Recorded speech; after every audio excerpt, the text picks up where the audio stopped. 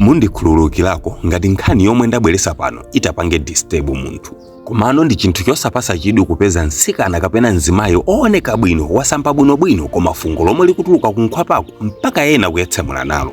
Naye mnyamata umuona ndiooneka bwino kwambiri, wachena ndipo wavala zovala zapamwamba. Akangotsekula mkamwa mwake iwe uli naye pafupi ndikukhala mukumveka ngati kuti wina wake watsitsa mpweya muli mkamwa. Izizi abale si zinthu zoona. Mmamini basi akabaza m'maofesi komanso m'mabanja zikuchitika izi mochulukirachulukirabe. Zoonadi tili ku Malawi pa umphawi, koma kuzisamalira kujaso ndi kwina. Kodi nanga tikaphatikiza umphawi ndi kusazisamalira, ansala ikhala chani? Inde ena imakhala nthenda yati mafungoti, komano ambiriwa ndi kusazisamalira chabe. Upeza munthu ali mvindalama komatu akamasekerera mkamwa mukuchita kuoneka ngati kuti zokudyazo amaphikira mommo. Abwana mabizi ndi kudusisa ka toothbrush komwe mkamwa. Chonda abale, tiyeni tiziyesesa kuzisamalira. Thupitu sasamalirana. Ngati siudzazisamala wekha palibe munthu angabwere nkuza kusamala. Mafungo toyipa apa thupiwa ndi ovuta kuti amuna anu kapena akazi athu atiuze zoti tikununkha. Angakhale azibambo athu m'manyumbamo sangatiuze kuti mayi a Efelo mukununkha chifukwa awo pakuti mudandaula.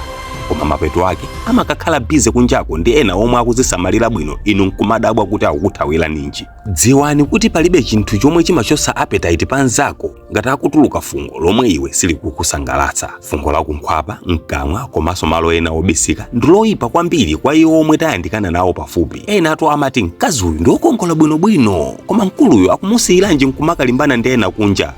Nthawi zinatu ndi vuto la mkazi wooneka bwinoyo kusazisamalira ndipo sakupereka chikoka kwa amunawo. Tiyeni tisunge mawanja athu pokonza zinthu zingachose zilakolako pa partner wathu. Nanu anzathu omwe mumaona kuti nzanuyo sakukupasani chikoka kamba kati mafungo ta malo osiyanasiyana, chonde masukani pomuuza bee wanuyo kuti konza ichi. Kunkhwapa uzikwecha ndi sopo ndipo mkamwa kumatsuka kosachepera kawiri pa tsiku. Chifukwa izi zizapangisa relationship yathu kukhala yolimba nthawi zonse. Anzanga akabaza, nkhani ndi imeneyi. Ntchito timagwira ija ndi olemesa, koma osazisiyirira pophatikiza mathukuta a 2 days. Mukanyamula munthu asamachite kunamizira kukanda mphuno akutchinga timafungo tomwe tikutuluka mukamalankhula. Timange Malawi wabwino, tikonde mawanja athu, komanso osapyanazo mtima. Chachikulu titenge uthenga uchabe kumaugwirisa ntchito ndipo anthu saziwa zoti munaphunzira kwa ine. Tili pano kuphunzisana kuti nane pali zomwe ndikuphunzira mbali inayi. Gawani uthengawu.